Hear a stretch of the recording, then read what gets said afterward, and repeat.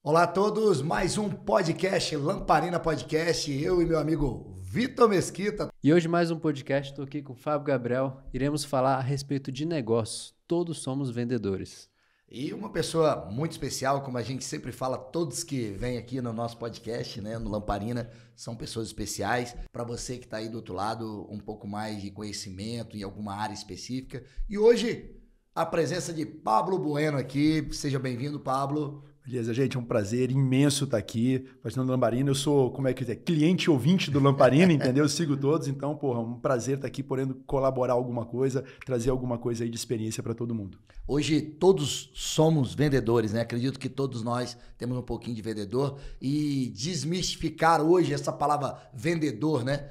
Que as pessoas às vezes não... O que você é? Ah, eu sou vendedor. Pouquíssimas pessoas se colocam como tal, mas temos muitos vendedores aí pelo Brasil afora. E o Pablo, uma pessoa que tem o know-how para poder falar do assunto. Ele iniciou aí com 22 anos, foi diretor comercial da Rádio Executiva aos 22 anos de idade. Tem uma brilhante história para trazer aí para todos nós. Maravilha. Cara, começando assim, isso que você falou, todos somos vendedores, mas poucos têm orgulho de falar disso.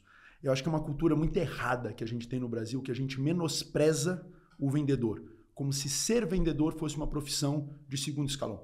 Eu passei por isso, eu tenho uma formação acadêmica razoável, fiz o NB, Getúlio Vargas, e quando eu estava na rádio executiva, cara, que eu mais que dupliquei o faturamento da rádio, eu lembro de conversar em casa e falar, poxa, não gosto de vender, poxa, sou vendedor.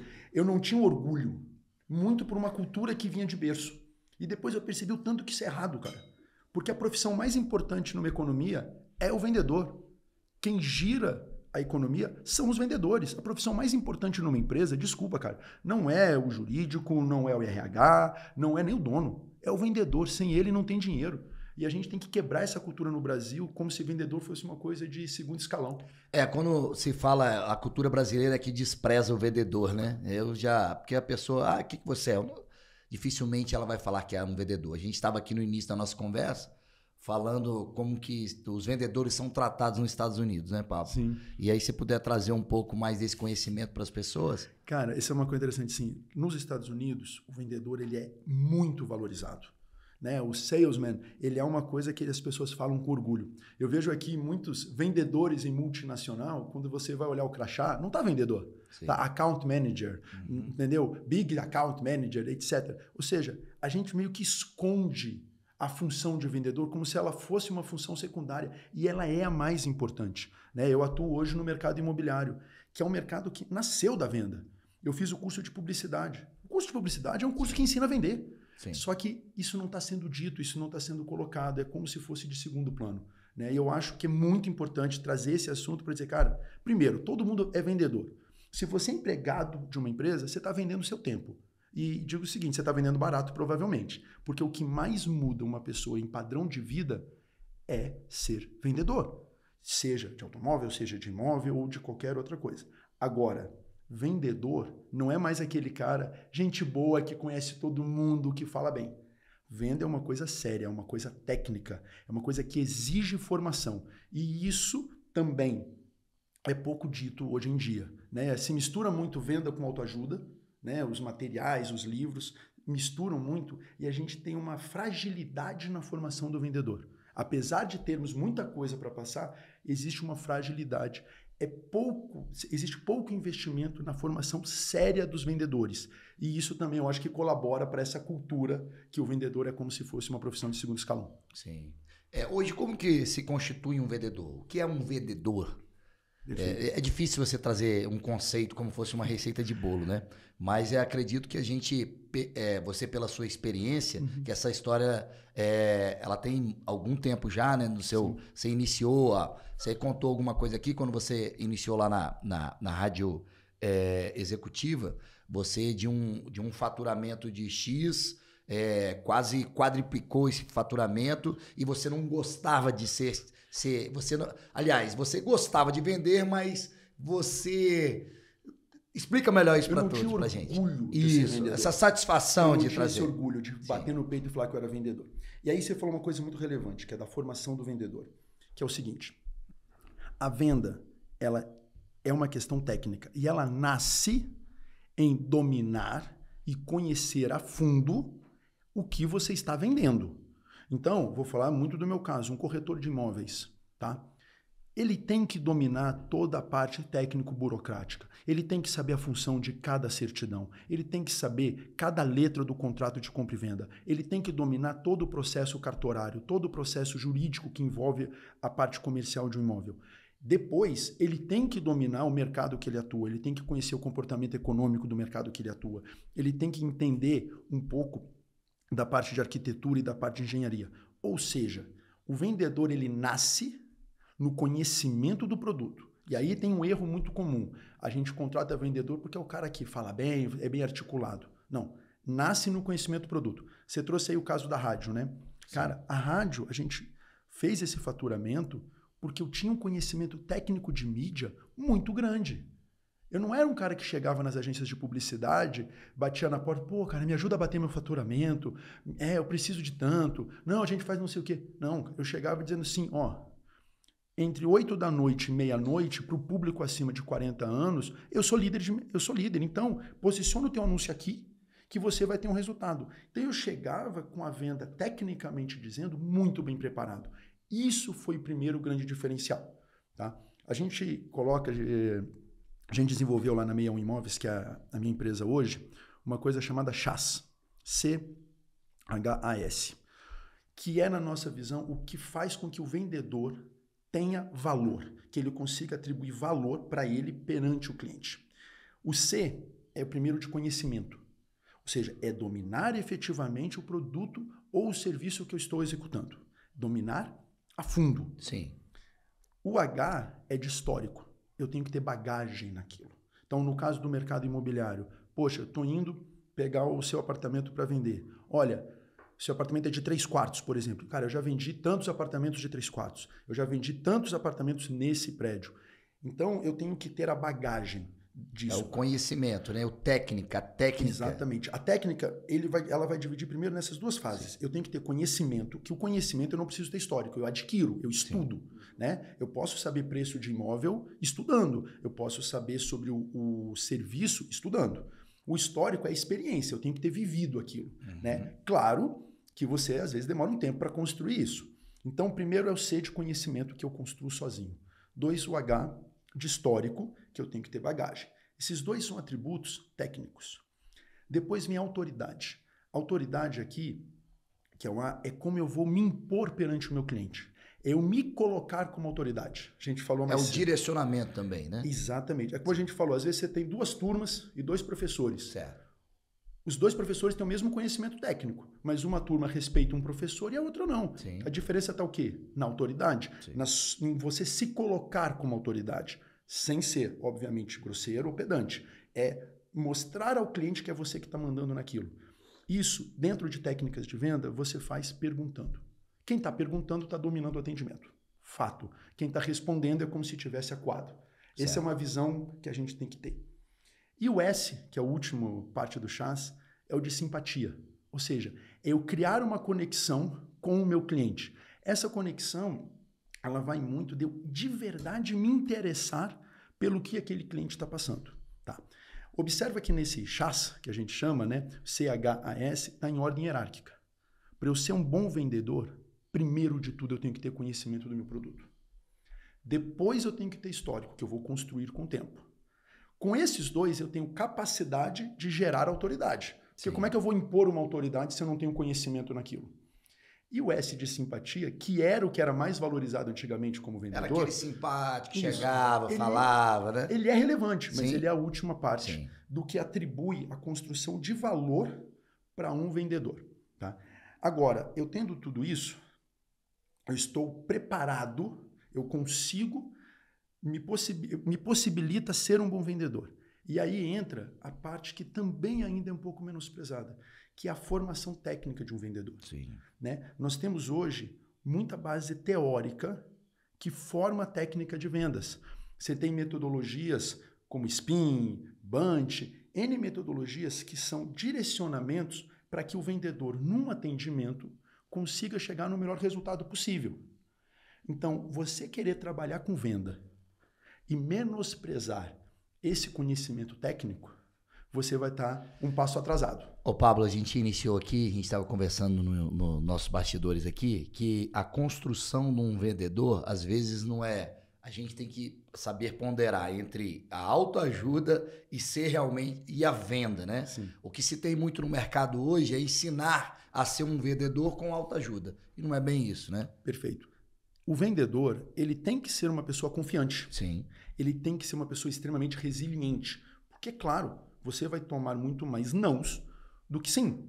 Então, por conta dessas características necessárias, as pessoas investiram muito na questão de autoajuda e estão esquecendo da parte técnica, né? Você está motivando a pessoa e que isso não é irrelevante, isso é importante, mas a venda vai muito além disso. E hoje a gente concentra muito livro, muitas escolhas que as pessoas fazem de curso, indo para a área apenas emocional, esquecendo da área técnica, tanto da técnica de vendas propriamente dito, como essas técnicas que eu coloquei aqui, como do estudo profundo para dominar o produto ou serviço que eu estou vendendo. Tá? Então é aquela solução mais fácil. É mais fácil ir para um evento final de semana, ficar lá batendo palma, levantando a mão, sair de lá motivado e acho que eu estou me formando. Sim. Em detrimento de eu efetivamente gastar energia em construir o meu histórico, em tomar muito mais não que sim, em me formar tecnicamente no que tange as técnicas que existem de venda, eu treinar o meu processo de venda, de como é que eu vou reagir para cada resposta que eu vou ter, eu ter os meus scripts de venda bem definidos. Ou seja, toda essa parte dá muito mais trabalho, cara. O planejamento, o conteúdo, você assim, queimou calçado para poder aprender isso, né? Não simplesmente recebeu aquilo dali num final de semana e vou aplicar isso no meio da semana, sendo que você fez uma construção, ou você teve um processo de aprendizagem, né? Teve com aquele produto que você tem. Sim. Isso aqui foi interessante você falar desses chás, que ele se aplica em todos os meios de vendas, né? Sim. Não só no meio imobiliário, né? Que você traz muito bem, atua muito bem, mas em todos os outros setores, né? Exatamente. Cara, eu divido a venda em duas coisas. Primeiro, é a colocação do vendedor, é a formação do vendedor em termos de capacidade para poder vender. E o chás entra nessa área. Então, eu tenho que conhecer o meu produto, construir histórico de comercial no meu produto, saber impor a minha autoridade e conseguir criar conexão com o meu cliente. E para executar isso, entra no estudo das técnicas de venda. Cara, uma coisa que fala muito, o vendedor é um perguntador profissional. Isso às vezes pode parecer simplista, mas eu acho que é a verdade mais forte quando a gente vai estudar vendas. Tanto que a maioria das técnicas de venda são direcionamentos de perguntas que o vendedor tem que fazer. Por quê? Você tem que entender o que aquele teu cliente está passando que vai fazer ele ter necessidade para o produto ou serviço que você está vendendo. Então, se você não perguntar, você não vai saber disso. Isso vale para o cara que vende roupa em loja. Se eu entrei numa loja para comprar uma camiseta, alguma razão me levou lá. Ou eu achei a camiseta bonita, ou eu estou precisando de uma camiseta porque eu estou com pouca roupa, ou eu vou para um evento especial. Então, se o vendedor chega lá e eu pergunto, cara, eu quero uma camiseta, ele só me mostra a camiseta e deu, ele vai me vender só a camiseta.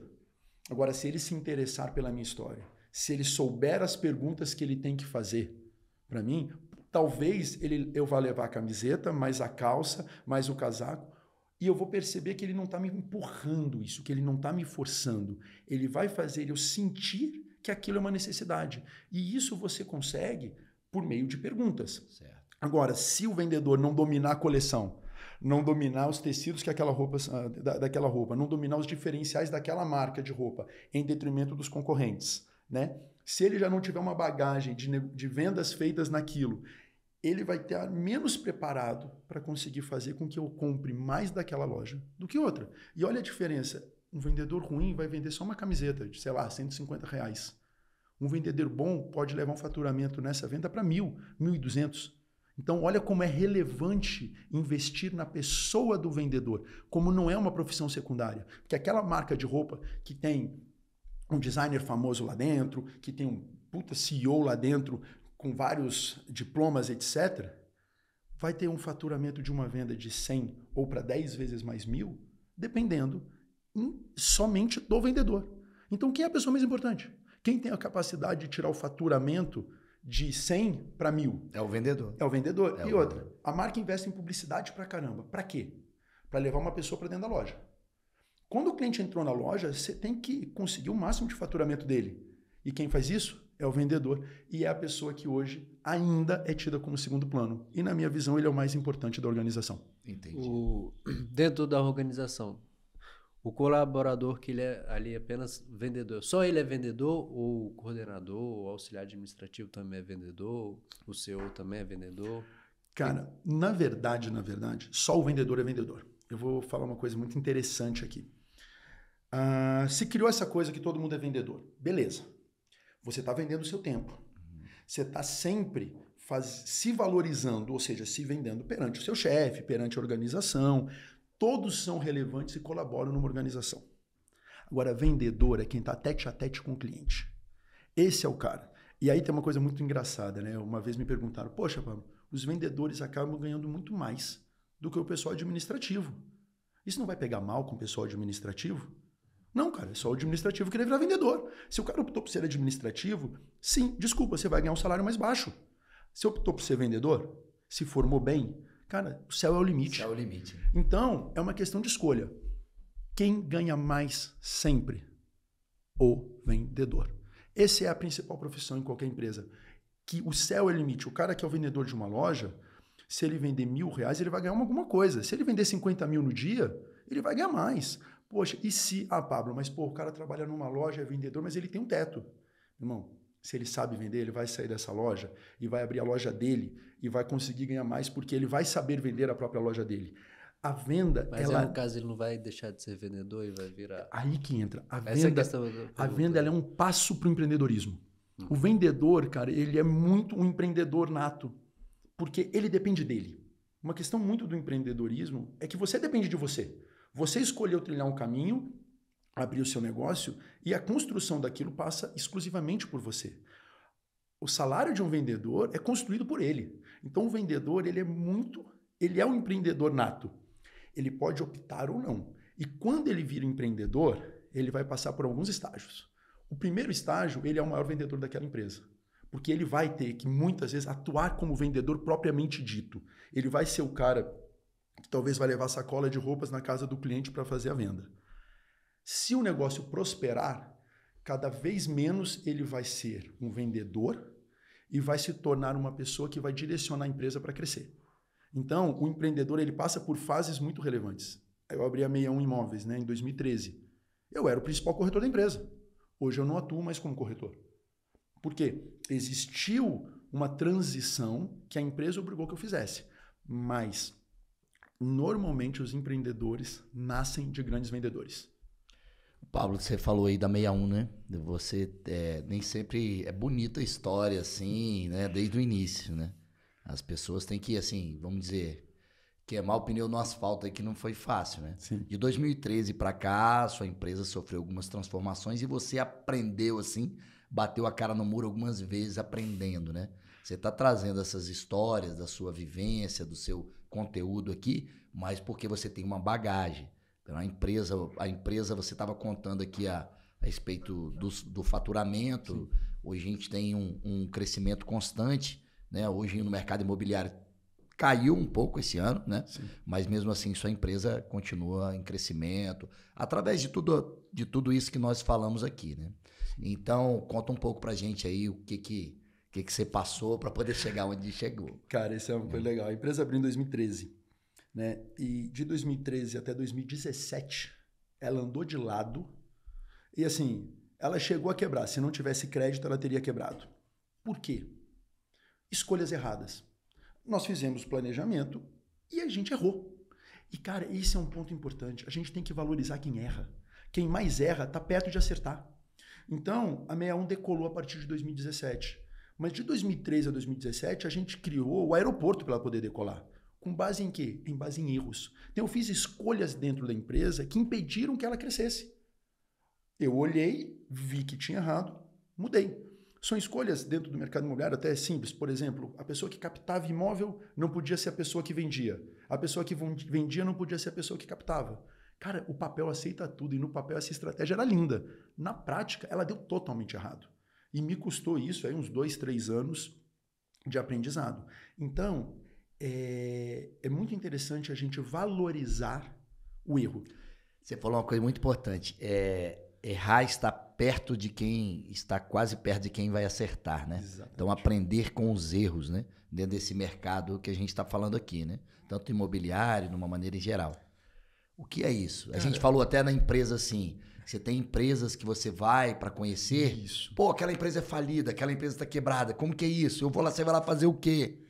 Exatamente, cara, é muito interessante. A gente tem uma cultura no Brasil de não torcer pelas pessoas e de quando uma pessoa quebra, tá vendo? Deu errado, eu sabia que ia dar errado, de menosprezar aquela pessoa. Cara, uma pessoa que quebrou, ela tem um valor gigantesco. Nem só financeiro, né? Não, nem só financeiro. Aquele que quebrou também. Financeiro não tem mais, mas espécie de conhecimento. De conhecimento também. De conhecimento, ela tem de bagagem, ela tem de resiliência. Ou seja, a gente tem que valorizar quem passou por um caminho, mesmo que não tenha dado certo.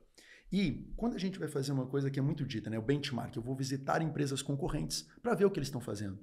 E é muito comum a gente querer visitar só a empresa que está voando. Só o que é benchmark? Benchmark é quando eu visito uma empresa Sim. concorrente e vou aprender com o que ela vem fazendo. Eu venho olhar o que ela está fazendo. Opa, entendi o que ela está fazendo e vou ver o que eu posso trazer para mim. Tá? É uma prática comum, inclusive, no mercado imobiliário. Claro, às vezes aqui em Brasília nem tanto, porque dentro da mesma cidade a gente é mais concorrente. Mas nacionalmente falando, é muito comum eu viajar para conhecer imobiliárias, outras imobiliárias virem para Brasília para conhecer a minha. Isso é uma troca muito rica. Só que as pessoas às vezes querem conhecer somente as empresas que estão voando. Cara, a empresa que está em dificuldade, a empresa que está diminuindo, a empresa que está sofrendo, é muito interessante você ir lá visitar. Por quê? Você pode aprender o que não fazer. Porque ela chegou lá por algum caminho, né? Agora, se você pergunta assim, Pablo, aqui a gente conversou mais cedo, né? O que você atribui o crescimento a partir de 17? Eu atribuo a 2 coisas principais. Uma é, a empresa sabia onde ela queria chegar. A gente planejou um faturamento que a gente gostaria de ter em 2023, a gente está chegando nele e a gente desenhou o caminho para chegar. A gente sabia onde a gente queria. O planejamento, ele não é mensal. Apesar de eu não gostar muito de autoajuda, tem uma frase de autoajuda que eu valorizo muito, que eu acho que é do Tony Robbins, que é o seguinte: a gente superestima o que a gente consegue fazer em 1 ano e a gente subestima o que a gente consegue fazer em 10. Cara, a gente é apressado. Essa frase dele é genial. É fantástico. As coisas têm tempo para acontecer. Então, muitas vezes a gente quer um planejamento de 2, 3 meses. Esquece, cara, não vai girar. Em 2, 3 meses as coisas não ganham tração. Quando você vai olhar, a empresa cresceu rápido. Cara, ela não cresceu rápido. Ela veio construindo esse crescimento e de repente ele apareceu. Mas existe um processo. Então eu atribuo primeiro a questão de planejamento. Isso não é uma palavra da boca para fora. É efetivamente você desenhar. Eu vou chegar aonde, quando e como eu vou fazer. Literalmente, desenha o caminho. Você vai corrigir no meio, mas você tem o alvo lá, claro, para você chegar. E a segunda coisa que é meio piegas até, que muita gente fala, mas não pratica na prática. Cara, ame as pessoas que estão com você. Valorize elas pra caramba. Esse eu acho que é um ponto crucial de qualquer empresa de sucesso. Muita gente fala isso. Falar é uma coisa, executar é outra. Eu brinco que a 61 ela é uma imobiliária focada no corretor. O meu papel como empresa é ser uma prestadora de serviço para os meus vendedores. Quem são as estrelas da empresa? São os vendedores, são os corretores. Quem está junto ao cliente, quem está prestando um excelente serviço ao cliente é o vendedor, é o corretor. Qual é a função da empresa? Possibilitar ele a fazer isso da melhor forma possível. Então, cara, a estrela da empresa não é o dono, não é o diretor comercial, não é o gerente.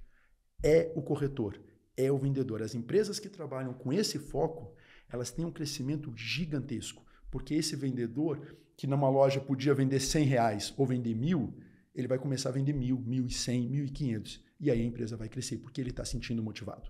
E essa motivação, ela vem de uma outra coisa. Ele tem que sentir que está participando de algo relevante. Todo mundo quer fazer parte de algo grande, de algo significativo. Eu quero chegar, quando eu estiver mais velho, falar para os meus netos, pô, meu filho, tá vendo? O vovô ajudou nisso. Cara, você tem que estar construindo uma história. A nossa vida, ela não é só dinheiro propriamente dito. A realização, ela vai além. Então, quando as pessoas entendem que elas estão fazendo parte de uma empresa e que essa empresa está efetivamente tendo um papel relevante de mudança, construindo uma história bonita, isso motiva muitas pessoas a estarem dentro, né? Então, esse conjunto eu acho muito relevante e eu acho que construir essa história bonita faz parte de cuidar das pessoas que estão com você. Porque se você cuida delas, elas vão cuidar de você de volta. No caso, é gestão de pessoas, né? Sim. Então, você falou uma coisa interessante. Planejei, eu sei onde eu quero. Agora eu vou pegar as pessoas que estão junto comigo, cuidar delas para a gente conseguir chegar até lá, né? E no mercado imobiliário acontece uma coisa que normalmente as pessoas têm medo de perder os melhores corretores. Porque o vendedor, quase na sua essência, geralmente é um autônomo. O mercado imobiliário ele é 100% autônomo, as outras empresas nem tanto, mas é um cara que tem uma mobilidade grande, né? É muito comum o vendedor sair de uma empresa para outra. E muitas vezes as pessoas, cara, eu não vou investir nesse meu corretor porque ele vai me largar. Eu não vou dar estrutura para ele porque ele vai me largar. Essa é uma ideia, para mim, completamente míope. A gente pega os melhores e eu invisto cada vez mais nos melhores. Eu quero deixar os melhores, melhores ainda. E eu quero que eles faturem cada vez mais. Eu quero que esse cara não veja o teto. Eu quero que ele esteja atropelando o teto dele em faturamento sempre. Então, a gente priorizou na empresa cuidar dos melhores. E isso fez com que a gente atraísse os melhores de outros lugares. Por quê? Porra, eu não tenho medo de perder o cara. Não é porque eu sou maravilhoso, não tenho medo de perder. É porque eu tenho certeza. Se eu fizer, se eu cuidar dele, se eu investir nele, se eu valorizar ele de verdade, por que ele vai me deixar?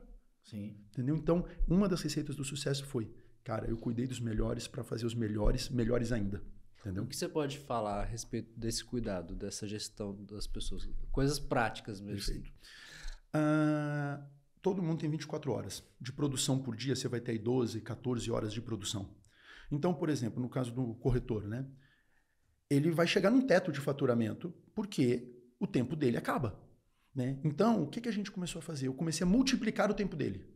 Ou seja, eu comecei a tirar dele tarefas burocráticas que poderiam ser feitas por outras pessoas. Como? Criando uma estrutura na empresa e também eu pago assistentes para os melhores corretores. Então, eu vou criando cada vez mais estrutura para que o tempo deles seja investido gerando receita para eles e para mim. Então, eu fui multiplicando o tempo dele, com isso possibilitando que ele criasse uma receita cada vez maior. Então, o que a gente quer no final das contas quando a gente está trabalhando com vendas? Ganhar dinheiro é um dos grandes objetivos. Então, eu tenho que olhar, nessa empresa eu vou conseguir ganhar cada vez mais? Eu vou continuar lá dentro. Eu escutei uma frase, para mim, do melhor mentor de vendas que tem, que é o Flávio Augusto, é o dono da WhatsApp. E ele falou assim, toda empresa, quando contrata um vendedor, está dando para esse vendedor um cheque pré-datado. Está dizendo assim, cara, você está vindo comigo, você vai ganhar tanto no futuro. E a empresa tem que lembrar esse cara todo dia do cheque pré-datado. E esse cara tem que acreditar no cheque pré-datado. A promessa do cheque pré-datado tem que ser real. Então, quando eu contrato o corretor, eu estou dando o cheque pré-datado para ele. Eu tenho que, ao longo do tempo, lembrar ele disso, porque o dia a dia é duro. E ele tem que olhar e falar, cara, esse cheque pré-datado vai ter fundo lá na frente. É real esse cheque pré-datado, entendeu? Então, a conexão da empresa com o vendedor tem que ser uma conexão de crença muito forte. Um tem que acreditar no outro. Um tem que confiar no outro. Né? Porque os dois vão construir um resultado juntos. E não tem o salário ali, não tem me dá o relatório. Não, cara. Você vai me dar resultado. E eu vou te ajudar a construir o resultado. Então, isso necessita de uma relação de confiança muito grande de um no outro. E muitas vezes as empresas não crescem porque têm medo de confiar nos outros. E eu acho que isso é uma questão muito relevante quando você está trabalhando numa empresa focada em vendas.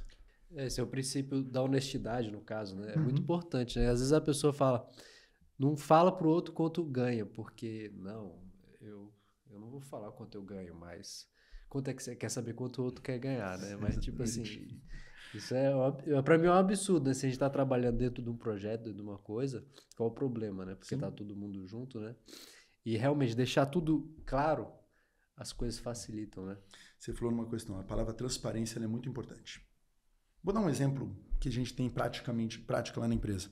Todo dia, vai no grupo do WhatsApp, a lista de todos os clientes que entraram na empresa naquele dia, para quem que esse cliente foi distribuído e por quê.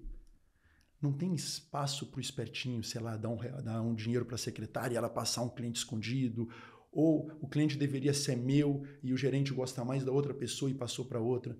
Então, cara, o ambiente é de transparência total. Isso eu acho, a gente não tinha falado disso ainda, é um dos pilares da 61. A transparência é gigantesca. Não tem nada escondido. Todo mundo sabe quando todo mundo ganha. Todo mundo sabe o percentual que o gerente ganha, que o diretor ganha, o porquê que eles ganham. Para você ter ideia, a 61 não é a imobiliária que o corretor ganha o maior percentual. Tem imobiliárias que pagam consideravelmente mais. Só que a imobiliária que melhor remunera gerente. E aí, os corretores entendem que é melhor o gerente estar bem remunerado e ser um cara muito bom, que vai dar um suporte grande para ele, e com isso ele vai vender mais, do que ele necessariamente sozinho ganha mais e tem um gerente que não está faturando tanto, que não vai dar tanta atenção para ele, né? Então a venda também tem essa questão do processo, que aí entra um outro lado. Tá, o vendedor que a gente está falando lá, todo mundo é vendedor, né? O vendedor é quem está na ponta. Mas você tem uma estrutura de apoio ao vendedor, que geralmente é o gerente comercial e diretor comercial, que mais ou menos ele diz para o vendedor o que fazer. Porque muitas vezes no mercado imobiliário isso é muito forte. O cara acorda segunda-feira, cara, eu vou fazer o quê? Eu sou um autônomo. Ele tem que meio que criar o que ele vai fazer. Pô, eu vou captar imóvel na rua, como é que eu vou fazer? Né? Ah, eu vou ligar para os clientes de um mês atrás, vou ligar para os clientes de 15 dias atrás. Ou seja, muitas empresas não criam para esse cara a rotina que ele tem que executar. E a gente precisa de rotina, e venda tem um processo que é de rotina de atendimento, rotina de processo. Então, muito do papel do gestor comercial, do diretor e da empresa é dar para o vendedor, cara, a tua rotina é essa, o teu script é isso. Em cima disso, você tem a liberdade de voar. Tá? Porque se o cara tem que pensar em tudo, ele vai ter menos energia criativa para o tete-a-tete. Ele vai ter menos liberdade mental, ele está pensando na estrutura inteira. Se a estrutura está pensada para ele, se o dia a dia dele já está planejado, se ele recebeu isso, a energia mental dele, cara, está indo só pro tete-a-tete, para ser bom na hora dele dar o show dele. E aí o cara ganha muito mais espaço para brilhar. E eu acho que isso é uma coisa muito relevante quando a gente está trabalhando para venda. É o suporte que a gente dá para o vendedor. Entendeu? Então acho que é um ponto relevante que as empresas têm que pensar. Se falou de transparência, se falou de suporte. Hoje em dia, no mundo atual, no mundo moderno, né, tem um marketing, né? Perfeito. E o marketing. Eu sei que a sua empresa e você traz o conceito bem presente da empresa. O vendedor, a empresa, ter um marketing bem do lado, né? Perfeito. Cara, vamos lá. Essa é uma coisa interessante. Eu tenho que dar suporte para o vendedor, certo? Então, vamos falar de uma loja de roupas. Se você está passando no shopping e vê uma loja que você não conhece, que você nunca viu a marca, você talvez não entre naquela loja. Então eu tenho um excelente vendedor lá dentro, só que eu não estou conseguindo trazer o cliente para ele. Então, o marketing ele nasce para conseguir levar esse cliente para o vendedor. Ou, no caso das vendas ativas, né, onde o vendedor vai atrás do cliente, esse cliente não conhece o vendedor. Mas se ele conhece a empresa abriu a primeira porta. Então eu vejo que o marketing ele é muito quem abre a porta para o vendedor. Ou trazendo o cliente para dentro da empresa, ou quando é um caso, que no caso do mercado imobiliário, a gente vai atrás dos clientes muitas vezes, quando o corretor chega no cliente, ele não conhece o Pablo, Sim. mas ele conhece a 61. Então nesse primeiro momento, a 61 empresta credibilidade para o Pablo, depois a credibilidade do Pablo supera a da 61, porque aí é a relação entre as pessoas. Então tem duas coisas nessa questão. Primeiro, as pessoas fazem negócio com CPF, não com CNPJ. A gente gosta de fazer negócio entre pessoas. Mesmo venda empresa, B2B, ela é feita entre pessoas. Um CNPJ não vende nada. Tá? Então, até porque quando você chega, qualquer coisa, numa lanchonete, aí a pessoa te maltrata, vamos dizer assim, o vendedor não é daquele, né? Aí você chega, mas não tá bom. Não, você reclama com o dono, reclama com a empresa. Não, aqui você está representando o dono. Exatamente. Aqui é o CPF, né? Exatamente. Tem muito disso. A relação é feita assim. Então, qual é o papel do CNPJ? Dar credibilidade para esse CPF que está fazendo a venda. Cara, por que tudo já não é autosserviço? Por que a gente entra numa loja de roupa e vou lá, escolho... Já tem tecnologia para isso. Sim. Por que tem um ser humano lá? Porque a venda, cara, é uma questão de relacionamento, é uma questão entre pessoas e pessoas. Então, sei lá, uma Ricardo Almeida, uma excelente marca de roupa, podia ter um painel lá que eu só escolhesse a roupa e pronto. Não, tem um vendedor ainda, se investe no vendedor, porque ele vai fazer a diferença no processo. Agora, as empresas, o marketing, ou seja, o investimento em publicidade, a gente falou da 61 de 2013 para cá. Uma coisa que eu acertei, eu investi muito na marca desde 2013. Então, quando a gente acertou o planejamento em 2017, eu já tinha esse ativo, que era a marca, que era as pessoas conhecerem e confiarem na marca, né? Você trabalhou a cobertura e aí, com isso, chegando na cobertura, tem o recheio, né? Eu consegui... Quando eu acertei o recheio, as pessoas começaram a comer melhor aquele bolo. Eu comento que, para mim, o melhor case, aqui em Brasília, principalmente, de marketing, se eu perguntar para vocês, cara, vocês têm que fazer um quadro, vocês têm que fazer uma moldura. Se eu perguntar para vocês, todo mundo vai falar Casa da Moldura. Por quê? Porque ele, sei lá, mais de 20 anos, o Serginho, nunca saiu da mídia. Ele nunca parou de investir em marketing. Nunca. Ou seja, cara, a Casa da Moldura, peça publicitária, a foto dele com a marca em cima Casa da Moldura. Sim, é. É a peça mais criativa? Talvez não. Mas é a mesma peça publicitária há quase 20 anos. Ele conseguiu repetição, conseguiu frequência, porque ele não mudou a peça publicitária, e todo mundo conhece ele. Ou seja, com certeza, cara, quando ele virou referência e as pessoas vão até lá. Quando chegam lá, vai ter um vendedor que, se for bem treinado, vai conseguir aumentar muito o faturamento. Agora, uma outra empresa de molduras não vai conseguir levar o mesmo número de clientes. Então, o marketing ele complementa com a venda. Eles são separados, mas eles se complementam. E um precisa do outro. Se eu tiver um excelente vendedor e um marketing ruim, eu não vou ter cliente. Se eu tenho um marketing excelente, eu vou ter vários clientes. Com vendedor ruim, eu não vou ter faturamento. Então, esse é o desenho que a gente tem que fazer. Marketing, né? Às vezes a gente vai numa loja, aquele imaginário, essa loja é massa. Aí quando chega lá, é mal atendido. A gente não volta mais lá. Não volta, tem isso mesmo. Impressionante. Né? Cara, ou o produto, às vezes, não é um produto que você... Pelo marketing está excelente, né? Sim. Mas na hora mesmo que você vai provar o recheio, né? Não é daquele jeito, né? Tem muito disso. A gente tem uma cultura no mercado imobiliário, o pessoal fala assim, né? Sempre o próximo cliente, o próximo lead é como se fosse o melhor. A gente fala, cara, já tem muito dentro de casa, vamos cuidar desses que a gente já tem. O Warren Buffett, se eu não me engano é dele essa frase, ele sempre falou assim, cara, sabe quem quebra a sua empresa? É aquele cliente que chegou na sua loja, ficou em pé 5 minutos, 6 minutos e não foi atendido e foi embora. É aquele cliente que por acaso foi mal atendido. É aquele cliente que fez uma pergunta em algum dos canais e não foi respondido. Ou seja, eu estou investindo em trazer a pessoa, chegou lá, a promessa não se cumpre. Essa é outra visão que pode se ter do marketing. O marketing é uma promessa. Eu estou prometendo alguma coisa para os caras. Eu estou dizendo, vem comprar imóvel com a 61 que nós vamos prestar o melhor serviço. Venda seu imóvel com a 61 que nós vamos prestar o melhor serviço. Essa é a promessa da publicidade. Quando a pessoa efetivamente vai lá e contrata um corretor da 61 e deixa o imóvel com ela, essa promessa tem que ser executada. E aí entra o terceiro ator, que é a gestão da empresa, para que aquela promessa que o marketing faz, o vendedor / também aí, no caso, o produto, consiga executar.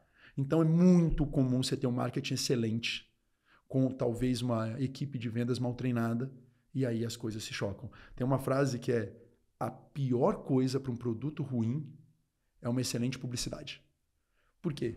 Cara, eu vou chamar atenção para aquilo e aquilo não vai entregar o que está prometendo, entendeu? Então esse casamento ele é muito relevante. E o marketing boca a boca também, né? É uma coisa, ela pode levar e também tem muita coisa. Tem gente que não tem condições de fazer um marketing, vamos dizer, uma forma financeira, né? Aportar financeiramente para que o marketing aconteça. Mas tem aquele marketing de boca a boca também que eleva, por exemplo, um simples, né? A pizza mesmo. Se falar em pizza em Brasília, você lembra qual? Dom Bosco. Dom Bosco, né? E todo Eles mundo pela qualidade que não tem marketing. Mas o boca a boca deles, que é o marketing que eles... A tradição, a história... Isso. E aí também tem muito disso, né? Cara, interessante. A gente falando agora, por exemplo, assim, outro dia eu levei meu filho na Dom Bosco. Sim. O que eu falei para ele, meu pai me trazia aqui. Porra, isso tá criando essa tradição. E esse marketing boca a boca, agora, o produto entrega. Entrega. Quando você vai na Dom Bosco, você sabe que Você vai vai comer saber aquela pizza, você sabe que você vai comer em pé no balcão, ou seja, você não vai lá com uma expectativa diferente daquela. Então ele entrega o que ele promete. Jabá pro Dom Bosco. Jabá bom pra eles. Jabá bom. Temos direito de comer umas pizzas aí. Inclusive eu comi ontem uma, nesse cara. Pô, olha que interessante você falou, né? Eu tava na casa da minha mãe, ela falou, filho, tem uma pizza, você não quer levar? Aí eu falei, qual é? Aí ela falou, Dom Bosco. Aí meu moleque de 8 anos. Dom Bosco eu quero. Porque já tá na cabeça dele a experiência que foi estar lá dentro. Então eles entregam uma promessa. Cara, quando eu tava fazendo MBA em marketing, eu lembro de conversar, quase que toda a turma de MBA na época tinha alguém que ia fazer o TCC em cima da Dom Bosco, que ia estudar aquilo. Porque é um case fantástico. Agora, é um case de promessa sempre entregue. E os vendedores da Dom Bosco, cara, a agilidade daqueles caras, a simpatia deles. Tudo isso. A pizza tem a mesma qualidade sempre. Certo. Então... Você paga depois, né? Tem a da confiança. Muito grande, você nem vê. Você que diz quanto você paga, quanto você come. Então, assim, é uma coisa muito relevante. Você falou do boca a boca, e a gente está num momento de mundo muito legal para isso, porque o boca a boca ele se exponencializou. Uma coisa legal, um vídeo bem feito, uma história bacana, ela viraliza. Então você tem uma oportunidade do boca a boca se expandir muito. E isso gera oportunidades para quem tem pouco dinheiro. Sim. O próprio algoritmo das Instagram, TikTok, etc., valoriza mais um vídeo feito pelo próprio celular do que um vídeo com uma mega produção, né? Então, o marketing ele ficou muito mais democratizado. E aí eu encaro isso de duas formas. Uma é, você tem possibilidade de exponencializar seu boca a boca. Então, isso é uma forma de você fazer. E a outra forma, dependendo do seu negócio... Então, vamos imaginar o seguinte, cara. Por exemplo, se você quer trocar figurinha aqui em Brasília, você vai na banca da 106 Norte. Virou um ponto de referência, certo? Então, se você é uma banca, para que você vai fazer publicidade para a cidade inteira? Não tem. Agora, todo mundo daquela sua quadra tem que conhecer você, tem que ser referência, tem que consumir em você. Então, muitas vezes, a gente erra no marketing que a gente quer fazer numa área geográfica muito grande. Excelente. E, na verdade, não. A 61 começou o marketing dela, primeiro digital, e depois a gente foi se colocando fisicamente, através de uns coletores de lixo, umas lixeirinhas, nas entradas das quadras. Beleza, hoje eu tenho algumas centenas de lixeirinhas na cidade, mas a gente começou com 20. Agora, eu posicionei 20 aonde? Nas quadras que eu mais queria vender imóvel. Ou seja, eu concentrei minha mídia ali. Eu tinha dinheiro só para aquilo na época. Daquilo, gerou uma receita maior, eu pude ir ampliando. Então, também você pode optar por fazer um marketing físico, panfletagem, outdoor, que seja. Setorial. Então, você pode ser muito forte setorialmente. E uma outra coisa que a gente menos... A pessoa fala, investir no Google é muito caro. Comprar palavra-chave é muito caro. Comprar a palavra apartamento Brasília é muito caro. Comprar a palavra apartamento Asa Norte já é um pouco mais barato. Comprar a palavra apartamento 3/4 Asa Norte é mais barato ainda. Apartamento 105 Norte, cara, é muito mais barato. Então, até mesmo nas buscas do Google, se eu setorizo, eu ganho muito mais força. E as pessoas, às vezes, querem fazer o grande e esquecem de fazer o nichado, de fazer o importante. Porque, como eu disse, cara, para uma padaria, ela não tem que fazer mídia para a cidade inteira, ela tem que fazer mídia nas quadras ao redor. Beleza, depois que as quadras ao redor estão encantadas, você vai ter o boca a boca, você pode expandir para pessoas de fora virem. Mas, primeiro, isso a gente usa na 61, tá? A gente, quando vai explicar como é que é a estratégia de marketing da 61, eu explico na seguinte frase: a 61 sempre vai ser um bom vizinho. Ou seja, eu quero estar perto, eu quero ser uma referência naquela região, eu quero ser um bom vizinho daquela pessoa. Então, eu tenho que estar perto deles. Se eu quero atender a cidade inteira, beleza, vai ficar caro, eu vou ter que falar com a cidade inteira. Mas eu não preciso começar assim. Então, mesmo empresas pequenas podem ter um marketing agressivo. Só vai ter que reduzir a área de abrangência. Mas é possível. É isso aí, gente.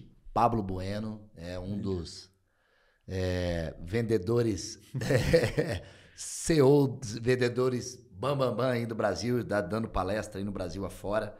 E esteve agora há poucos dias aí dando uma palestra, né? Conta como um pouco foi essa palestra. Foi interessante que ele chegou para atender um certo número, chegou lá, era um número bem maior e foi muito legal. Foi uma coisa interessante, essa coisa de palestra surgiu esse ano, né? Tem um evento imobiliário fantástico, agora eu estou fazendo jabá, se chama ICXP, vai acontecer em maio do ano que vem lá em Curitiba. Quem é do mercado imobiliário, siga eles, que vale muito a pena participar. E, cara, você vê como tudo é questão de oportunidade, né? Eu conheci o proprietário da empresa que organiza esse evento no final de 2019. Abordei ele e falei, cara, eu tenho um case legal. Eu acho que vale a pena você conhecer. E falei para ele. Ou seja, o que eu fiz? Eu vendi meu case pro cara. Sim. Eu fui vendedor aí nessa hora. Tive a cara de pau de parar o cara, mas eu tinha o quê? Conhecimento, eu tinha histórico, tinha autoridade para falar naquela hora. Ele gostou. Aí, pô, cara, eu vou fazer o evento e me chamou para palestrar. Quando eu chego no evento, eu nunca tinha palestrado, cara. Eu tinha dado algumas aulas, mas para turmas pequenas, né? Tinha um palco pequeno e um palco grande. Aí a moça falou, você vai palestrar no pequeno. Eu falei, porra, cabe umas 300 pessoas, cara. Gente demais. Fiquei nervoso. De repente ela, não, me enganei no palco grande. Quando eu subo, tinham 1.200 pessoas para assistir. Cara, eu tenho que confessar que foi um gelo. Mas ali foi um validador muito forte, porque foi quando a gente trouxe o case da 61 para players do mercado imobiliário.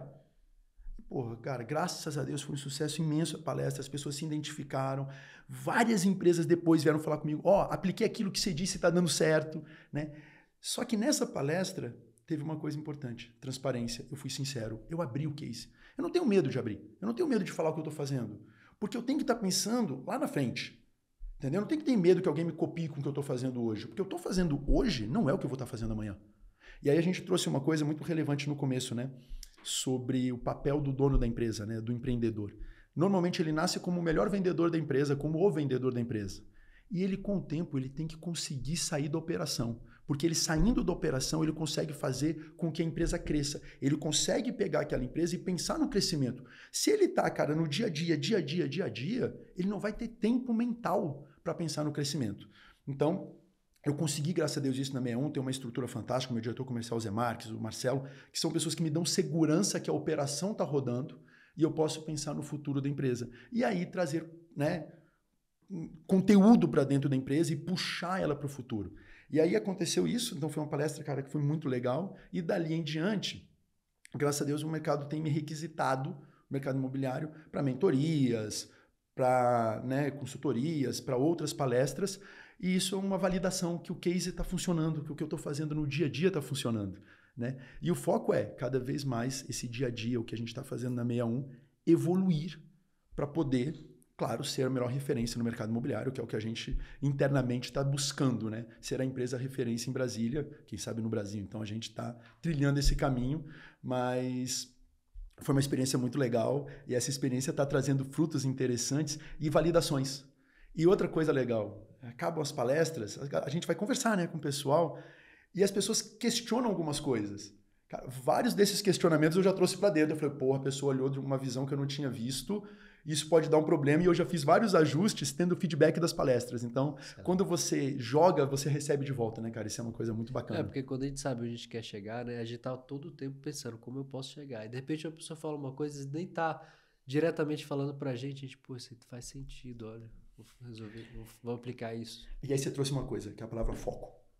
Quando você sabe onde quer chegar, você foca naquilo. Ou seja, todo o teu tempo mental, tudo que a tua energia tá para realizar aquilo que você tá focado. Então, qualquer oportunidade, qualquer informação que vem, você traz para onde? Para dentro do seu foco. E aí tem uma frase do Steve Jobs, que foco é o que você escolhe não fazer. Cara, nesses 9 anos de 61, o tanto de oportunidade de negócios secundários que apareceram, incorporação, eu não fiz nada. Eu deixei tudo de lado. Coisas que, inclusive, podiam ter me dado mais dinheiro. Por quê? Porque o meu foco é construir uma coisa. Então, eu vejo que eu respeito muito todos os empreendedores, né? E tem um empreendedor que eu admiro muito, que não é o meu perfil, que é o cara de vários negócios. Porra, esse cara ganha dinheiro pra caramba. Eu sou do perfil que eu vou construir um grande negócio. Os dois têm a oportunidade de ganhar dinheiro. O que não dá é o cara que constrói vários negócios querer construir um grande, porque não vai conseguir. E o cara querer construir um grande negócio e tá querendo abrir vários, entendeu? Então, o foco é uma coisa muito importante, algo que a gente bate muito internamente na empresa. Desde a construção do estoque. Cara, eu não vou conseguir ser referência em apartamento de 3 quartos na Asa Sul, na Asa Norte, em Águas Claras, em Taguatinga, no Guará. Não, cara. Eu posso ser referência em 3 quartos na Asa Sul. Mais que isso, uma pessoa física não vai conseguir. Tem um limitador nisso. Sim. Então as pessoas, eu vejo muito corretor dizendo, especialista no mercado imobiliário em Águas Claras, Lago Sul, Lago Norte. Falo, meu irmão, Se o cara fala que é especialista no bairro, ele já é grande demais, porque ele não vai conseguir ser especialista num único bairro, né? Por quê? Foco. E toda vez que a gente percebeu, isso eu acho que é o coração da estratégia da 61. Quando a gente determina para o corretor, para o vendedor, um foco, ele vai conseguir efetivamente se especializar. E aí o que ele vai ter naquele foco? Muito conhecimento, muito histórico. Ele vai ter toda a segurança para impor autoridade. E se ele for um cara simpático, ele vai fechar o chás aí e vai conseguir ter um valor muito grande para o cliente dele.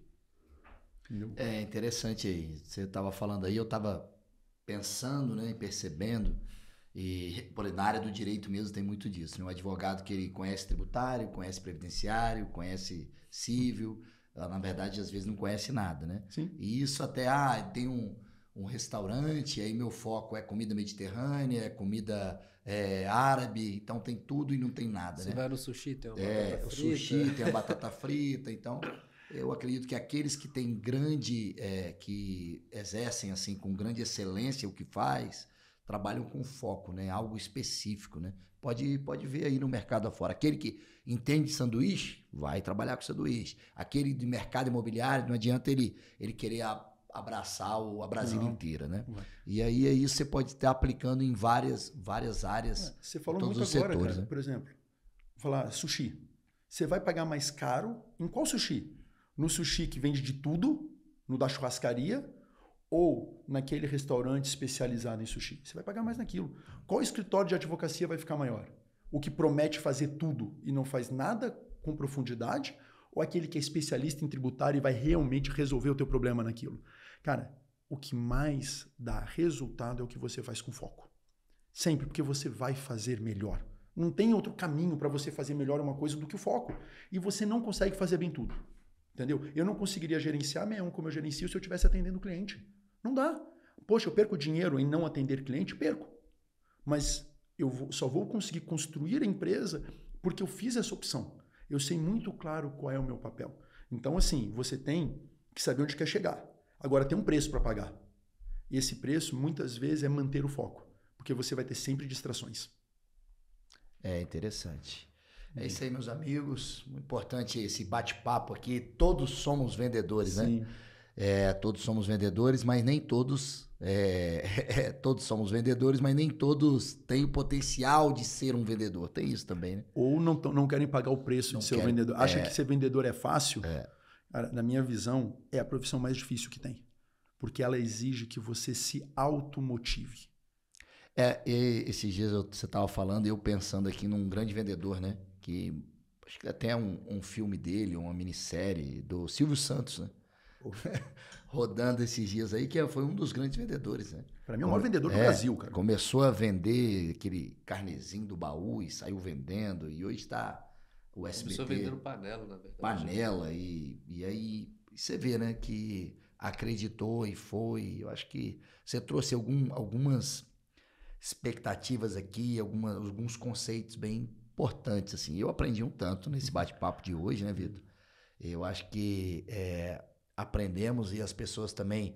O que eu falei com o Pablo é a gente poder trazer o assunto de vendedor que se encaixe em todos os outros setores, né? Sim. Não só no imobiliário, mas também em todos os outros setores, o vendedor em si. Muito bom aqui a sua presença. Isso. E sua fala aqui. Eu acredito que terá muita coisa boa para as pessoas. Tem muitas coisas boas para que as pessoas possam estar acompanhando e colocando na sua prática, no dia a dia e no seu trabalho. Cara, se eu posso deixar uma mensagem final tenha orgulho de ser vendedor e se forme para ser vendedor. Não menospreze o conhecimento, não menospreze o estudo para poder ser efetivamente um excelente vendedor. E galera, só agradecer vocês, Fábio, Vitor, muito bom estar aqui, muito bom poder dividir, uma oportunidade grande. Já sou fã do Lamparina, agora mais ainda que eu tô dentro, né? Maravilha, gente. Obrigado. A gente que agradece, mas ainda vou fazer uma pergunta para você. Claro, por favor. Porque para combinar com o que você acabou de falar, né? A gente viveu uma pandemia que mudou um contexto geral e a gente viu o poder do marketing digital, né, ao longo desses 2 anos, como cresceu, né? E agora estamos entrando em 2023, numa nova etapa, no Brasil, novo governo, Então, o que você, além dessa mensagem que você manda, que você acabou de falar, que você pode falar a respeito disso, assim, né? Como as pessoas podem se preparar, os vendedores podem se preparar para realmente terem mais sucesso na trilha deles. A questão do digital é uma questão técnica, que você pode estar dentro ou não. É muito melhor estar dentro? É, certo? Mas existem caminhos também fora. Né, no mercado imobiliário, a gente falou de venda de panelas, cara, tem muita gente que ganha dinheiro vendendo panela, entendeu? Mas o cara é bom, tem muita venda ainda, porta a porta, isso acontece bastante. O digital ele não consegue substituir o tete-a-tete. Existem produtos de vendas mais simples, né, que você consegue comprar online, tem segurança para comprar online. Agora, cara, uma pessoa vai comprar, sei lá, uma mulher vai comprar uma calça jeans online, muito difícil. Ela não experimentou, ela não vai ver o caimento, esse tipo de coisa. Entende que o online ele atende uma boa parte, mas tem um mundo fora do online ainda. E para mim isso é uma coisa. Tá todo mundo dizendo como se só existisse online. Não, cara, tem muito mundo fora dele. Mas sim, o vendedor tem que saber as ferramentas online, que basicamente são ferramentas para gerar cliente. Você falou uma coisa interessante. Pô, qual é a perspectiva, né? Novo governo, essas coisas. E aí eu vou voltar para o que o Flávio Augusto da WhatsApp falou num evento. Eu acho que, se eu não me engano, o WhatsApp é de 95, 94, não lembro. Ele falou, cara, cresci no governo Fernando Henrique, cresci no governo Lula, cresci no governo Dilma, cresci no governo Temer, cresci no governo Bolsonaro. Cara, quem dita o seu dia a dia é você. O governo pode ajudar ou atrapalhar, mas, cara, a culpa não é dele. Por que tem gente crescendo em todos os governos e gente quebrando? Então, eu não sou daquela pessoa de ficar olhando para esse universo. Como cidadão, tive minha opinião política, exerci, votei e fiz. Aconteceu o que aconteceu. Cara, eu vou trabalhar do melhor possível. Eu não vou ficar, ganhou o Lula ou tivesse ganho o Bolsonaro, motivado ou desmotivado por isso. Entendeu? As pessoas vão continuar precisando do meu serviço. A gente fala no mercado imobiliário, que é o que eu atuo, né? Sempre alguém vai morrer, alguém vai nascer, alguém separou, alguém casou, alguém pode quebrar, alguém vai ganhar dinheiro. A vida obriga as pessoas a venderem, independente do governo. Então, o bom vendedor, ele tem o seu papel como cidadão, mas no dia a dia ele ignora essas coisas, cara, e ele vai para cima. Por quê? Ele sabe que só depende dele. E essa é uma das grandes coisas da venda. Você depende de você. Tem muita gente que não vira vendedor por medo, que só vai depender dele. E aí, deu certo ou deu errado, meu irmão, a culpa é sua. Entendeu? Mas essa, para mim, é uma das magias da venda. Você faz o seu número, você é responsável pelo seu resultado. Você não depende de ninguém, nem do governo. Ele pode atrapalhar, mas ele não é responsável pelo seu resultado, não. Esse foi o Pablo Bueno. Pablo Bueno, uma entrevista e um bate-papo muito interessante aqui no Lamparina Podcast. E você pode estar nos acompanhando nas nossas redes sociais, Lamparina Cash, e também no YouTube. Entra lá no YouTube, né, Vitor? Exatamente. Se você está precisando receber notícias e, no caso, ver bate-papos, conversas, que a gente sempre busca trazer conteúdos ricos, você precisa compartilhar esse link, se inscrever no nosso canal, apertar no sininho, né? A gente está aqui aprendendo a vender, né? Então, todo episódio a gente relembra vocês e eu espero que a gente tenha mais outros episódios e um prazer ter compartilhado essa conversa. Eu que agradeço pra caramba, vamos pra cima, que como eu disse assim, cara, 2023 tá aí, é um ano que a gente pode arrebentar. Beleza? Muito bom falar com vocês. É isso aí, mais um episódio do Lamparina Podcast é com você. Até a próxima. Valeu.